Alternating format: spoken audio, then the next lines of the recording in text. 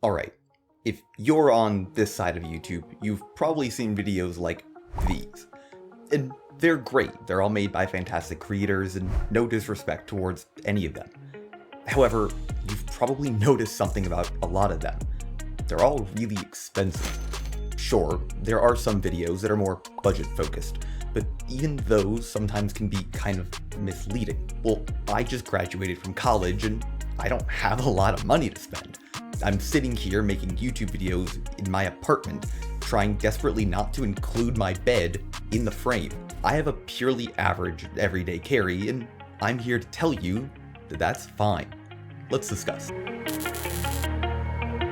My purpose today is to show you that you don't need the absolute best stuff to get through your day and accomplish what you want. I'll start off with my phone. I'm still currently using the Google Pixel 6.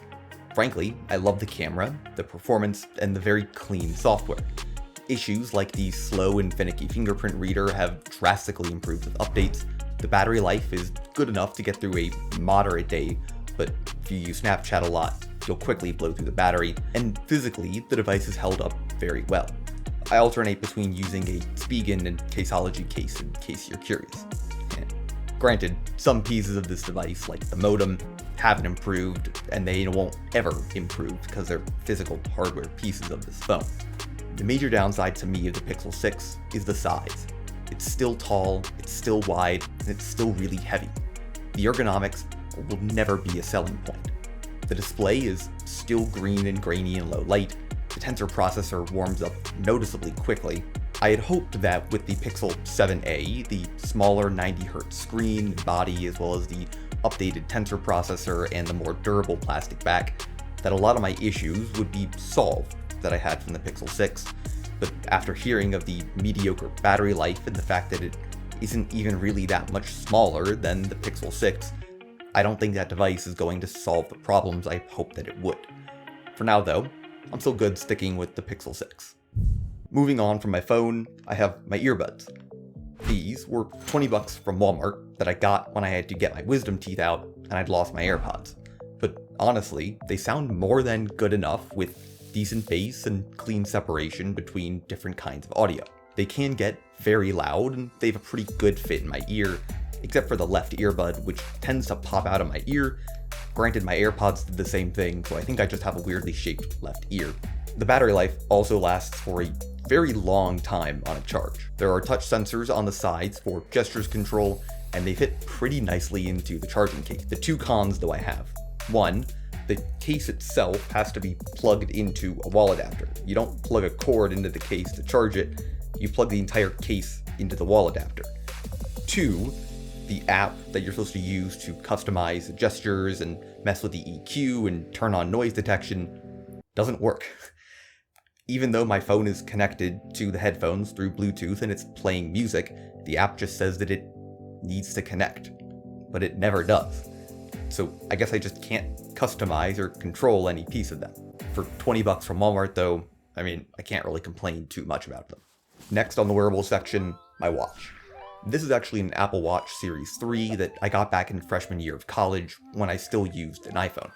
It was fantastic then, but it's mostly useless to me now. I can't connect it to an Android device, and so I can't really use most of the features. Maybe it'll be more useful when iPadOS 17 brings the Health app to the iPad, and maybe I can connect it to my iPad, but don't buy a Series 3 right now. It's slow, the screen is small and dim, the battery doesn't last that long, it doesn't get updates, and if you need to repair it to a new device, you have to fully reset it. Why? Because. Anyway, it's been pretty good for tracking my workouts, and it's actually really nice when I need a quiet alarm because the haptics on here are phenomenal. It still works, I still wear it as a timekeeping device and use it to log my workouts, but it's not worth your money anymore. Moving on beyond those kind of basic devices, I have the 14-inch MacBook Pro as my laptop. This is the base M1 Pro device, and I won't go on about how much I really love it, because I already did that in this video you can check out. The MacBook is fantastic. Apple Silicon provides amazing performance coupled with insane efficiency, letting me take my work wherever I want, whenever I want. The battery lasts all day, the screen is bright and vibrant, the construction feels very sturdy, and the keyboard and trackpad are stellar input devices. With the recent discounts you can find, I would recommend this device for any intro to intermediate level content creators. One other device that I typically have with me throughout the day is my iPad Air 4th generation. This is a device that I actually started this whole channel on, and it served me well for the past 2 years or so. It's very portable, it has more than enough performance for the YouTube watching and Reddit scrolling that I do. Rest in peace, Reddit. The battery life though has dropped, and even when new, it felt like it didn't have enough RAM. For a device though mostly used to watch Critical Role while eating dinner, the iPad Air really fills in a very nice niche. The speakers are still loud and sound pretty good, the screen is sharp, and it's overall a nearly perfect content consumption device. Now, let's talk about a few of the kind of adjacent tech items that I have. First, I have this external SSD from Seagate.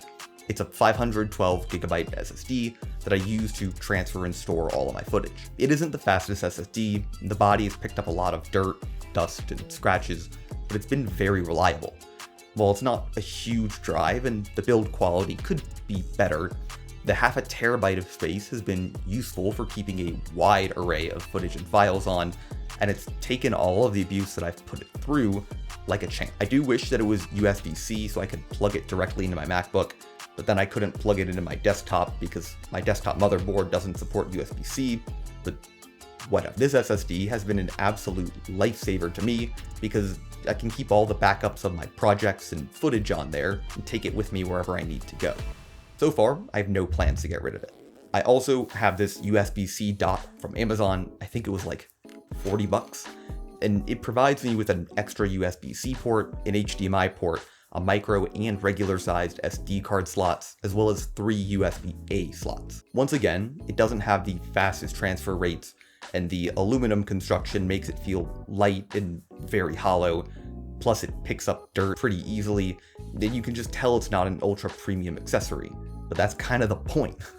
I can plug my USB microphone into it to record on my laptop. I can plug my turntable into my laptop when I don't have a convenient power adapter near me. I can transfer footage from an SD card to a computer without one, etc. This was a very solid purchase for me that I'm frankly content with. Although I think it did scratch the hell out of my SD card, it hasn't affected operation in any sort, but it is still interesting to see. Also down in the bottom of my backpack, I have practically any cable you could ever need.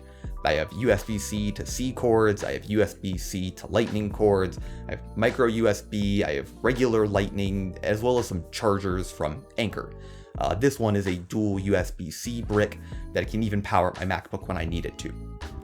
Okay, that wraps up all the different tech items, but I do have a few other things that I carry around with me pretty much everywhere. One, I have this wallet from Mountain Voyage. It's a slim wallet because I mainly carry cards with me, but it does have a clip on there for cash if you need it. It's light and it's thin, and the design was pretty nice. I just wouldn't recommend getting the black aluminum version like I did because it ends up showing damage really easily. I've only had this wallet since December, and you can see how banged and scuffed up it's gotten. They do have other designs on their stores if that's something you're interested in. My other gripe is that it can be kind of difficult to get cards out if you put more than 5 cards in there, but if you don't carry much around like I do, you'll find that this is a sleek, stylish wallet. Check them out. The last thing that I carry with me basically everywhere is my water bottle. I never leave home without this thing. I am obsessed, and it shows. It is a 32-ounce container from HydroFlow. The straw is convenient to make sure that I don't spill it all over myself when I'm panting after fencing. It keeps water and ice cold for literally 2 days long. It can hold a huge amount of water and ice, and while it's dented, scraped, and scratched all over, this thing just keeps going. None of these items were sponsored, but I really, really like this water bottle. HydroFlow, if you're listening, let's talk about that. All of these items I carry around in a JanSport backpack. Sure, it's not that pretty, but it gets the job done more than good enough. This thing is a huge amount of space. The other day I put my entire laptop in here, an entire studio light, my camera bag, all of the cords, chargers, wallet, phone, keys, USB-C docks, all those things that I've previously mentioned, as well as more stuff floating around in the bottom of my backpack like pens, pencils, other random items that just accumulate in your bag. JanSport backpacks have always been good to me, lasting me a very long number of years and being very easy to clean and make water resistant. They're no nonsense. Sure, it isn't a dedicated photographer's backpack, and looks are definitely not the top priority here, but if you need an all-around versatile backpack, JanSport is a great option to check out. And really, that's about it. There isn't any top-of-the-line Galaxy devices included, there are no $2,000 backpacks, no Ridge Wallet or AirPods Max. You can easily get by with Walmart headphones and an Amazon brand water bottle. Thank you all very much for watching, and let me know what you include in your everyday carry. Make sure you get subscribed so you can see more content from me, and I'll see you later.